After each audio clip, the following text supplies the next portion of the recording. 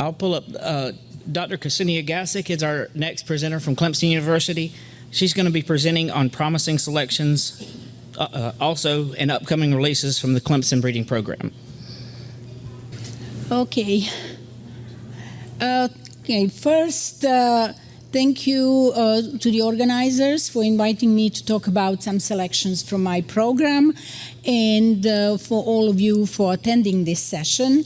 It's going to be some of it overlapping with what Zhengxian presented, and so I'll try to reflect on how it's similar or different to what the Byron program is doing, or to the selections that are from the Byron program in the pipeline. And so what I'm going to try to go over, and some of these things you already seen in last few years since I started talking about the material that I'm going to release very soon. So about the program goals and how they changed, and what we try to address, what is the way we are trying to go about certain traits that we learn from the industry that are important. Then I'll show you what replicated trials we set up, the selections that are in them, and then talk about only 3 that will be released soon. We are working on setting up the paperwork for submission, and that are already in the 3rd years in replicated trials, and show some data from these replicated trials. So this is the slides that you probably seen over the years, and basically Clemson breeding program was established in 2009 from the scratch. That's why there was a lag of like 25 years from the previous official breeder. There's one person here in the audience that broke that gap with one release, Dr. Desmond Lane, but officially breeding was not happening at Clemson since 70s. And so when I started in 2008, lots of materials that I had in disposal were from the Byron germplasm, from Arkansas, so Margaret is going to talk after me. So there's a lot of overlap in the traits and stuff that I, thankfully to the breeders at the time, got access to that germplasm, and I could use it in my program to get it from the start.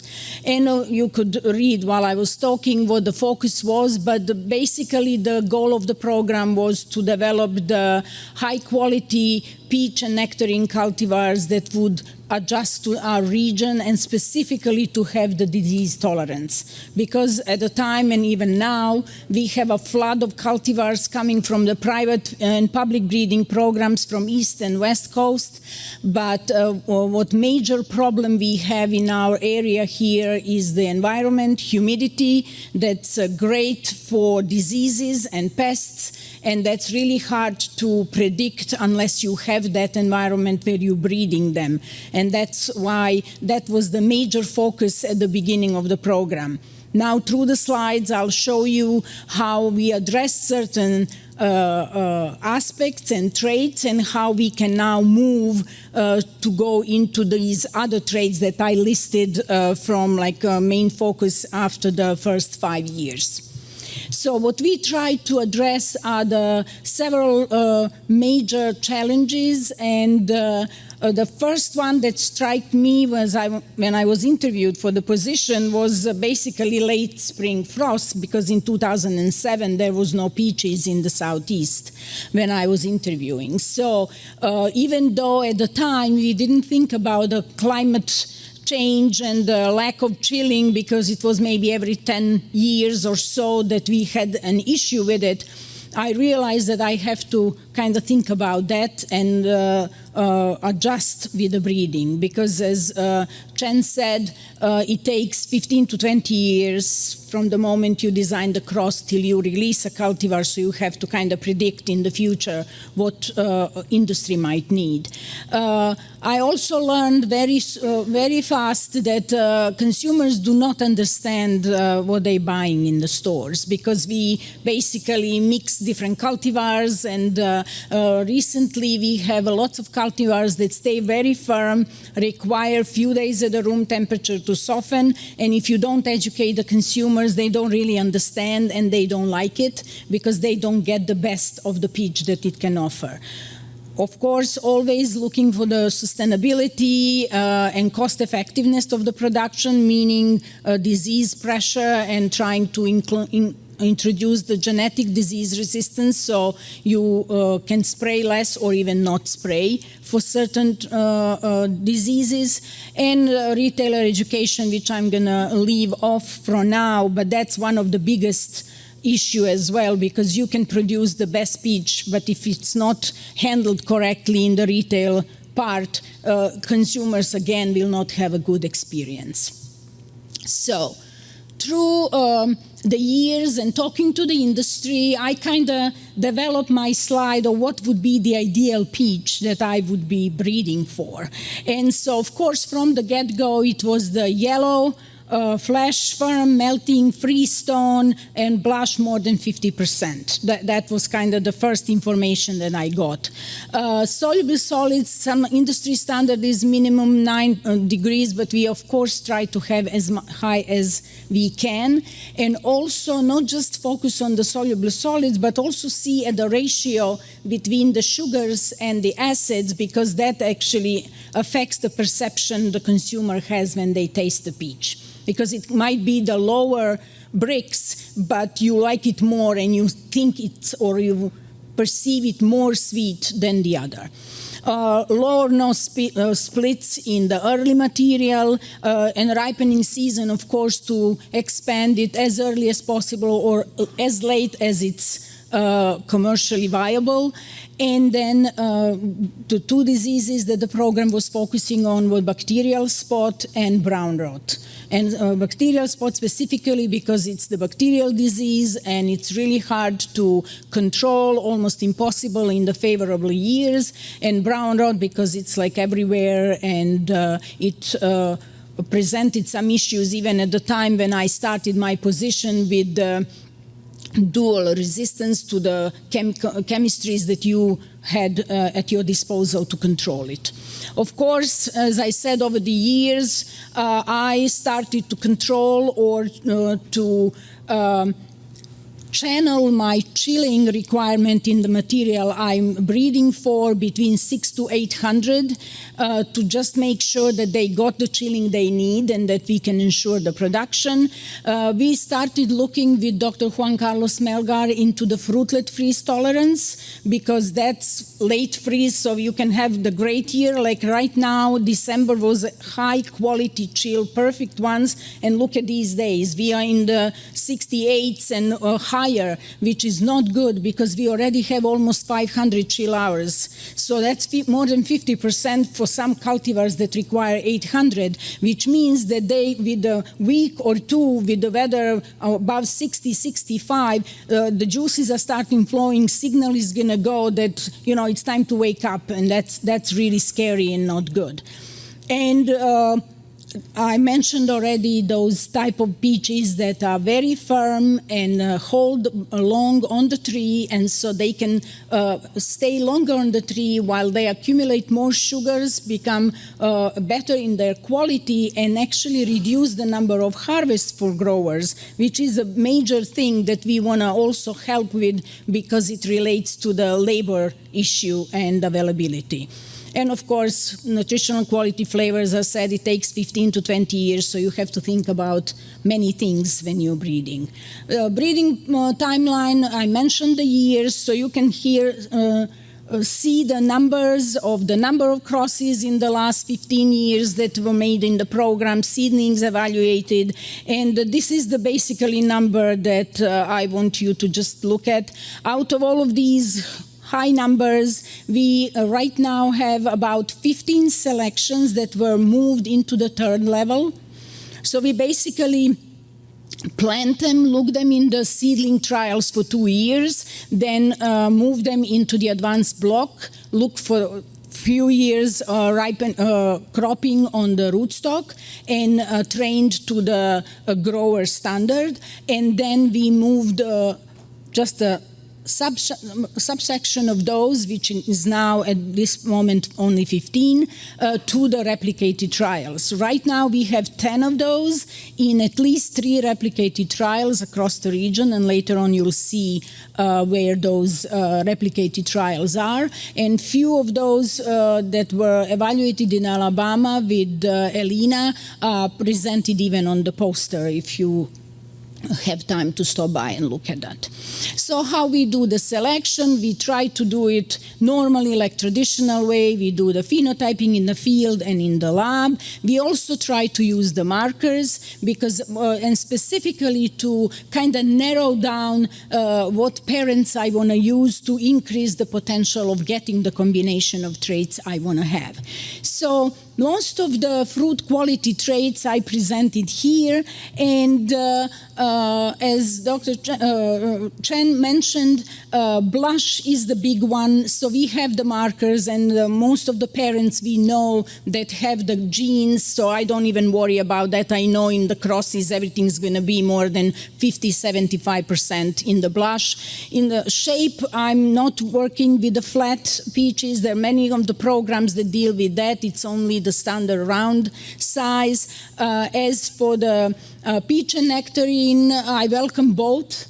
And the only size for the problem for the nectarine is not just the cracking, because that's sometimes due to the year and the influx of rain. It's more to the blemish on the skin that we have issues in the south. And color, all of them are represented in the program, but the focus is mostly on yellow and some few of the white ones. Of the post-harvest, of course, sweetness and acidity, we try to get the balance because that's what consumers want, or they're used to it, but also introduce the lower acid, not really no acid ones, because they present a new novelties. And on the post-harvest, we are trying to avoid those that develop mealiness in the storage. So disease resistance, I already mentioned. Bacterial spot and brown rot are the two key ones, and I don't need to explain to you what they do to your production and how hard it is to maintain and treat them. And so we developed some markers that I'll mention later on that allow us to only keep material that's tolerant to bacterial spot in fruit. It's slightly harder for brown rot, and I'll talk to you about that at the end of the presentation, what we are trying to do there. So everything that I will present, all of the selection, tested with the markers and predicted to be either moderately tolerant or tolerant. And then in the field, I'll talk about how they perform in a different places, from Arkansas to South Carolina and Alabama, how they showed, because some of them in different places show tolerance, but then we find that they are actually susceptible, so we think that might deal with the race of the pathogen, not just the tolerance overall. So climate resilient, that's going to be the topic, I think, for years to come, and has been for the last probably 5–6 years or so. And a similar slide Chen also showed, where there is a chilling accumulation throughout the years. This is what this left-hand side here shows. And this basically, the line is 1,000 chill hours, and you see several years we were really low. What that actually meant is that in 2007 and 17, there was no production in South Carolina and Georgia for peaches because of the insufficient chilling plus late frost. And so I already mentioned we are trying to work on with the fruitlet freeze tolerance with Dr. Melgar. We are evaluating all of the selections from the program and trying to determine what temperature is basically affecting and how soon they start to freeze with the low temperature. And for the three selections that I'm going to talk about, I'll present all of those data for those. Of course, for the markers that I mentioned, we have now 2 key markers that we use in the program routinely. That's the one for the bacterial spot that has a 95% accuracy in determining the if the material has the tolerance, and we confirm that with the field. And now we developed the new one for the chilling requirement that allows us to eliminate anything that's above 800. So I don't even look at those. I eliminate them from the greenhouse stage, and also less than 400, because I don't want to go in the low chill breeding. One of the big things for these markers is that we were able to use some really quick and easy protocols that decrease the price from maybe $6–7 per sample to less than $1. That allows me to increase the number of seeds that I'm targeting. Usually I was about 3,000 to 4,000 that I would want to produce. Now it's going into 6,000–7,000 because I run them through the markers and we plant about 700 in the field every fall. That's another change that we included in the program, even though Clemson University supports us and we have excellent greenhouse systems and everything. We just lose a year if we wait overwinter them in the greenhouse before we plant them in the spring. So we use hormones to break the dormancy, and then I can run, within the 2 weeks, I get them germinating, I run the markers, and in the end of September, they're in the field. They go to the normal dormancy in the field, and they're pushing in the spring, and then we have basically 1 year off from those initial 3 years from the crosses that we can actually evaluate the fruit.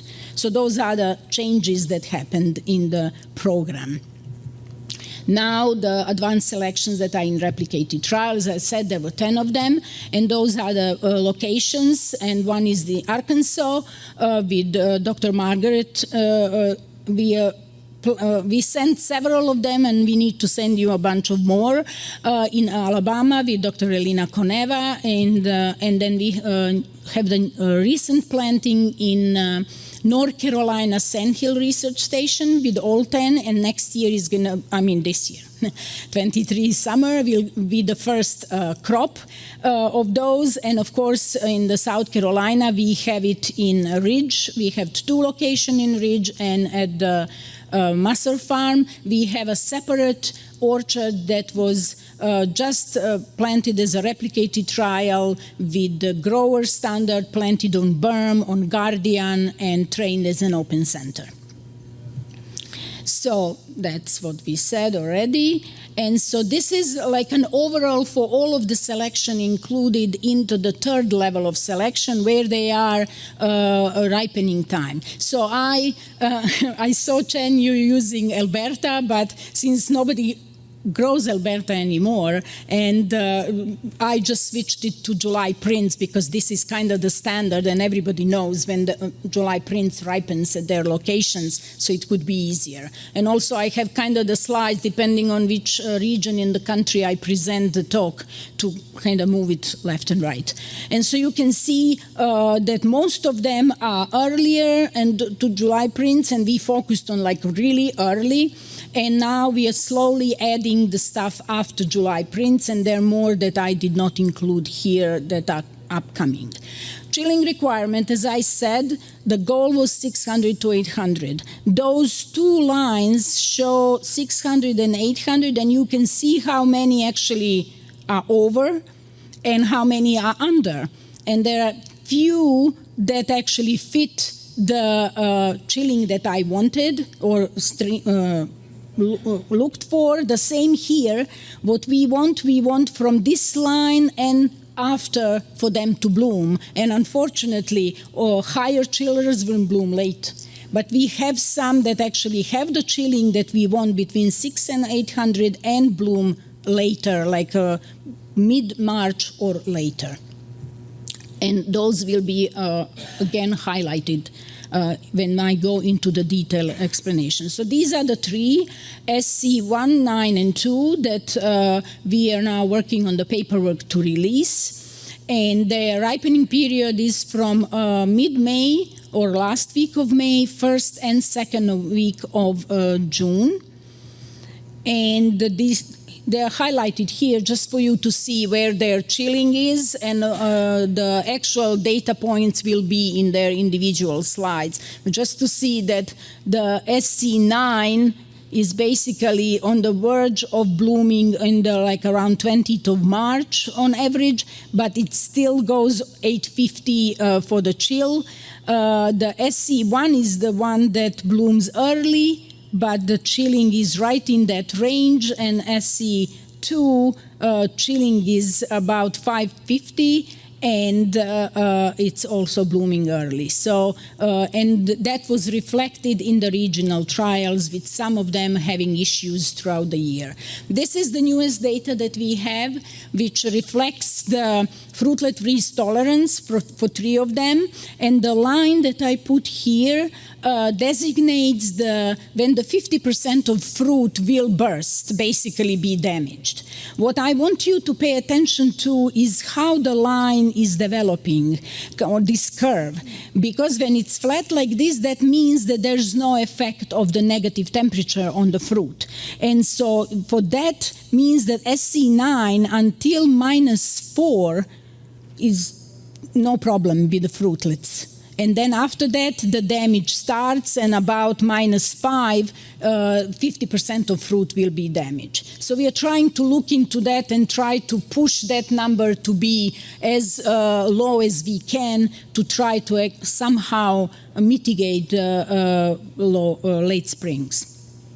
So now we will go into the actual slides for those 3 selections, and they're going to be ordered by the ripening date. So the earliest one is SC2, and you've seen this slide before. This is just a general description for the bloom, ripening time, fruit size, and summary. This is a really nice selection. It performed really well in the regional trial in Alabama, also, and South Carolina.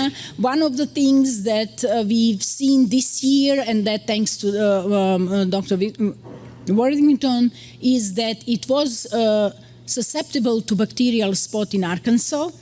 And it was the first time this year that it happened in Arkansas. So we are thinking on with some CLEMSON folks, Dr. Hehe Wang and group, to see some different races and testing on the selection, just to make sure that we are not falsely saying that they're tolerant, and there are different races that they can cause susceptibility. It's a really nice, for the season, size is very consistent, and the taste is really nice. And now it's a 70 millimeter, 175 to 200 gram on average. And in the next slide, you will see some of the data from the Masser farm, from the replicated trials, and that's basically 21 and 22. This is the 3rd year, this is the 4th leaf. And these first 2, 19 and 20, are actually trees in the grafted on Guardian, but in our 2nd advanced block. So we did not get the yield for these because we don't have the number of trees. And so you can see the size and is constant, and the average is here. One thing on the bricks, the problem we got is when we harvest, and sometimes we are too early because we kind of have like a Tuesday, Thursday type of harvest with the number of material that we are looking for.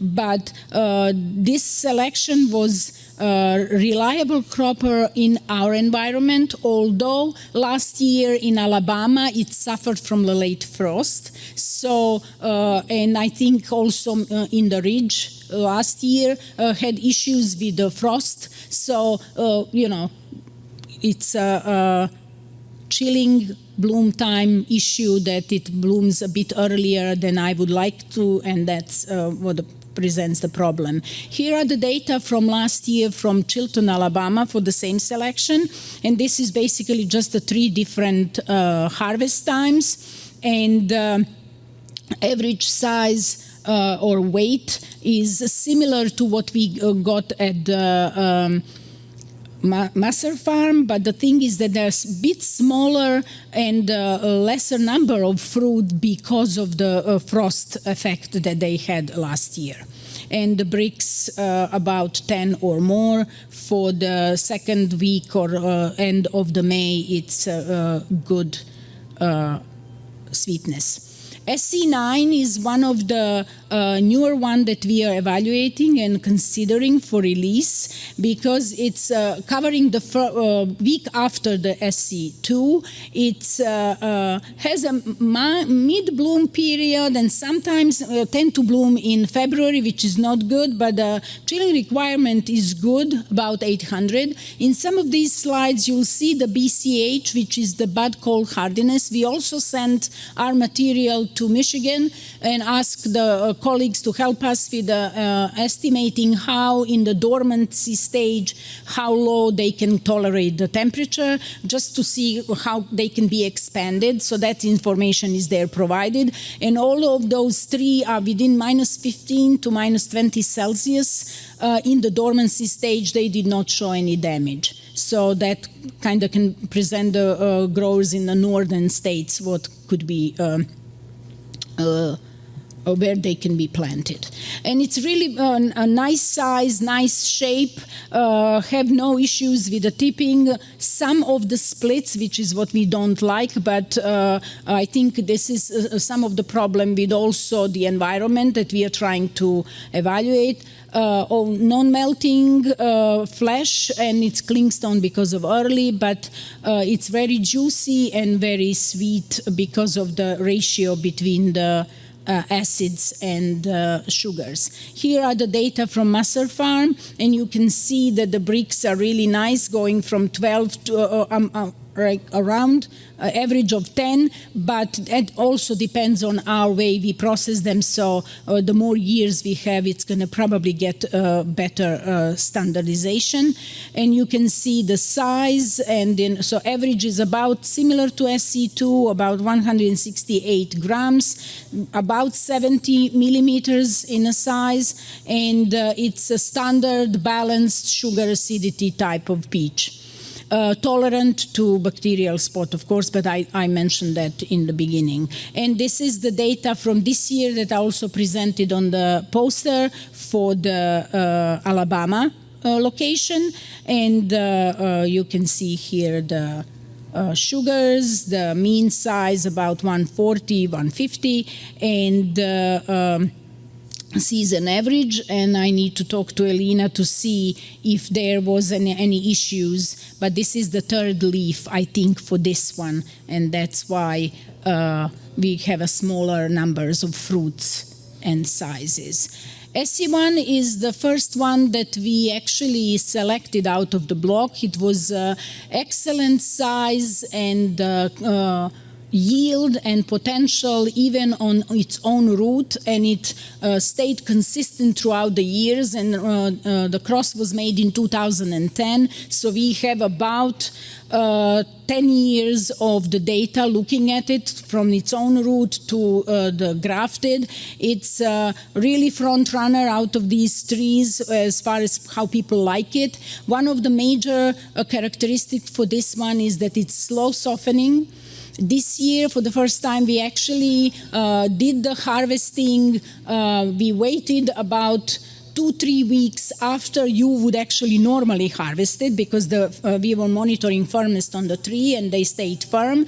And then we harvest them and put them in the storage and extended for 5, 6, 7 weeks to see how long they can be stored and how fast they develop the problems in the post-harvest. And what we can say is that you can safely harvest it 2 or 3 weeks, or like a third or fourth peak that would be normally in the production, and that you can store it for at least 4 weeks with no problems with any post-harvest issues developing. So that's really exciting. It's a reliable cropper, always has a nice round size, and it's like loaded, so no issues with yield and I'm trying to see if I see here the data for that. No, I don't. And one of the biggest, how to say, like good news for me, so to speak, is that throughout the years, throughout the places, and even with the Arkansas, which was my kind of the risk area because they always have the bacterial spot and always severe pressure, it was clean, even this year, so that, or last year, sorry. So that was a really, really good news. And so this is the master data. This is the largest size of the tree, and it ripens about second week of June. On average, and you can see here, 1 year we actually harvested earlier, but that's the risk with this potential release, is that because it sizes really nicely and develops full red color, you basically are kind of waiting to harvest it, but it's firm like a rock. And then growers would benefit from harvesting it later because it's not going to lose the firmness, and non-processing things will be affected, but the quality is going to go higher because the sugars are going to be accumulating more. And then, of course, one of the things, when you leave it at the room temperature after a few days, it's a perfect peach. It's melting, it's juicy, it's flesh separates from the pit, but if you eat it immediately, you sometimes have a feeling like you are eating or biting into the apple. And we actually even sent it to the apple people in Washington State to analyze it because I was curious to see what would they say. So these are the data from Chilton, Alabama location from last year, and it's almost the same what we've seen in the Masser, and we just need to provide more data from North Carolina to see if this consistency stays, but this is a really nice selection that is around the Ruby Prince time that could be a potentially cultivar for planting. So for the last minute or two, and I'm over the time, but I'll be quick here, what we are trying to do for the brown rot, because it's really hard, there's no single gene that controls it, there's many genes, so there's no easy way of actually incorporating tolerance. We are never going to actually have the tolerance, complete resistance for brown rot. So what we are trying to do is at least decrease the amount of infection, and so in this graph, you see the selections that we planted in a separate orchard that was never sprayed with fungicides. And we tried to bring the fruit in the lab, put them in a humid environment, and evaluate how soon the natural infection develops. And believe me, we have plenty at the farm in inoculum, so that's never a problem. And so you see these three that are circled in the red, that they perform the better than the others, and these are the different days of post-inoculum. We say inoculation, but actually we did not inoculate, we just brought them in. So this first bar is the 3 days, 5 days, and 7 days after. And so we are thinking with this, and we need, of course, more research, we could potentially advise growers to delay the pre-harvest spray. So you don't have to start spraying 4 or 5 weeks before harvest, maybe it's a week just before harvest. And so this is how they look, and they are all about 2, 3 to 4 weeks ripening after the July prints. And particularly this one looks really nice, and this is just my picture in the field. We need to actually harvest and get the data like for the previous 3 ones, and this one develops really nice color that's not really visible on the picture above. But they have a really great potential for the low pesticide input production. And that's something that we will evaluate further, so we have more data for you if some of the growers are willing to test it or try it in their environment. Potentially, I'm not going to say organic because I'm not sure how far it can go, but this is something that at least you can advertise as a low pesticide input. Of course, many funding agencies contributed to this. Big thank you to the Clemson University and Experimental Farm, Masser Fruit, crew and the Beach Council for their support, and the industries for both Georgia and South Carolina, especially for your input and advice. And it's not just me, I'm just here speaking in front of the many people that help this program running. So thank you, and I'm sorry I'm a bit over time, but I think we had plenty of time, so I kind of took advantage of it. You're good. We still have at least 5 minutes for questions between now and the next talk. So, any questions for Dr. Gasic? Yeah. You talk about the water resistant selections. Most is later in the July, kind of very late season. Yes. I feel, that's my observation, I feel that all the late ones turn not as ruddy easily as the early ones, probably because the raining is much less that time. That's just my explanation. But these observations are not from the field. They are from the lab.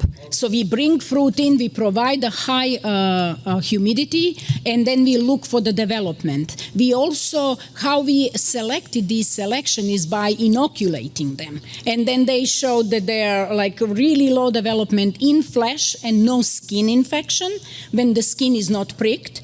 And then we established a separate orchard that was never that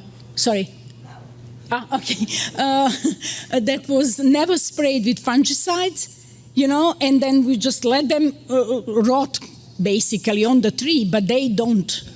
And we have next to that some production, Jeff can correct me, or what cultivars we have next to my brown rot orchard. I think we had CLEMSON, but I think you removed that one. There was, start from the C. But basically, we have some plums, we have some peaches, so there's a plenty of inoculum, and there is no issues, and the farm is really working really hard to control the brown rot on the other trees. But that block separated, and we were really pleased to see that they could actually delay development. So of course more research is needed because growers don't want to risk not spraying and then suddenly in the storage everything gets rot. But we want to see if maybe just one spray before harvest and then post-harvest processing and dipping into the fungicide to control it would control the disease. How do you interpret just only this selection, just in the late season you have this tolerant, or you don't have any in the early season?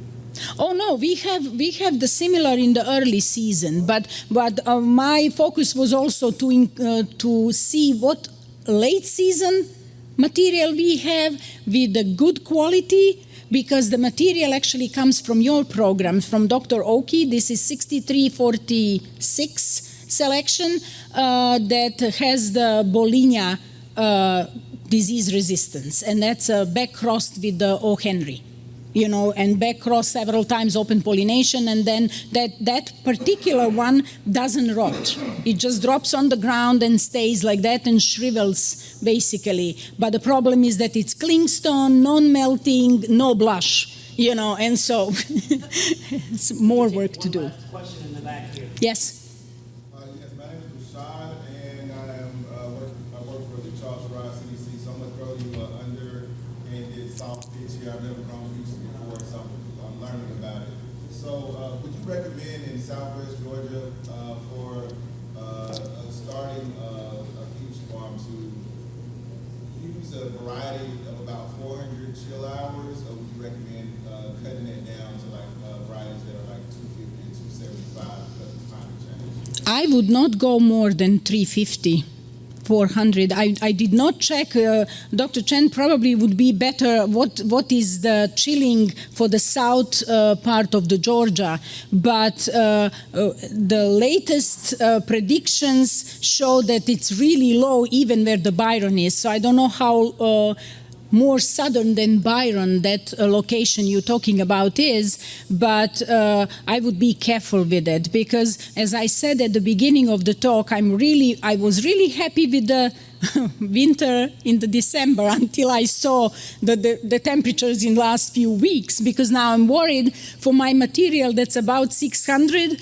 If we have 450, we had like a few days ago, we checked 450 chill hours, that means they are 75% chill satisfied. That means they're now waiting for the warm hours. And with these 2-3 weeks above 60, that's not good. Unless we get again into the cold to stop them, they're going to start blooming beginning of February, and then, that's a disaster. Thank you.